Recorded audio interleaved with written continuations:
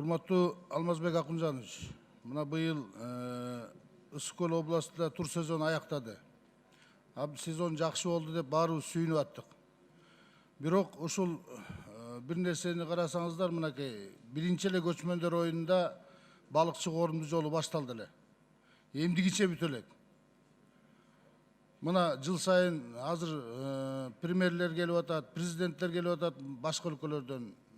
Баарыңар барып эс алып келип атасыздар. Бирок ушул жолдун ал акыбалын өзүңүз деле көрүп атасыз. Мына канча жылдан бери аягына чыкпай атат. Түп келгенди го айтпай калдык. Түп келген жолун.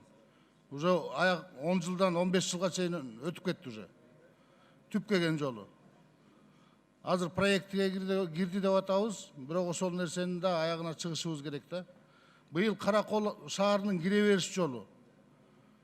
Бул жерде сезондун башында талкалап салынды эле, мына эмдигиче асфальт салынбай, ошол жерден объезд жол жасалып, элдин баары чаң жутуп атат да. Анан туризмди көбөйтөбүз, мындай өстүрөбүз дейбиз.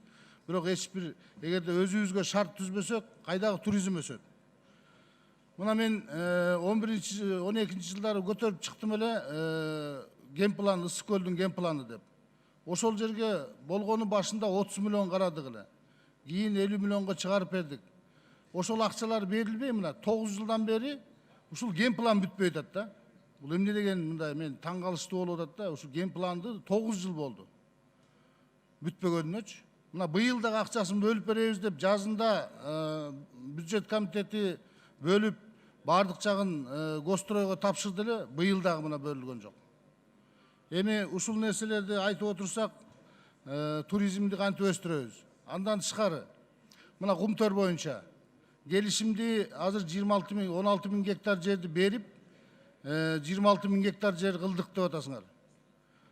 Анан акча мынча түшүп атат, тигинче түшүп атат деп мына элге айтылып атат. Бирок эл билет да, өткөн сазыкта кандай болуп ошол 16 миң гектар жерди Данияр Үсөнов чыгарган распоряженияны жокко чыгарып, 16 миң гектар жердин распоряжениясы ушул жогорку кеңештин трибунасынан чыгып туруп премьер-министр айтканда артка кайтарылды ал жерлер деп. Анан быйыл берип туруп, ошонун акча көбөйтүлдү деп айтып атасыңар да. Бул нерселердин баары эми эл унутуп калбайт да, аны. Ашып кетсе бир 5-6 жыл өттү. Анан ушундай нерселерди токтотсоңор жакшы болот эле да. Элге туура түшүндүрүп,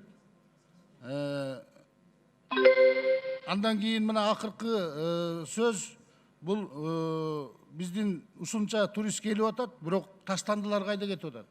Бул боюнча токтом чыгарып бердик эле өкмөткө.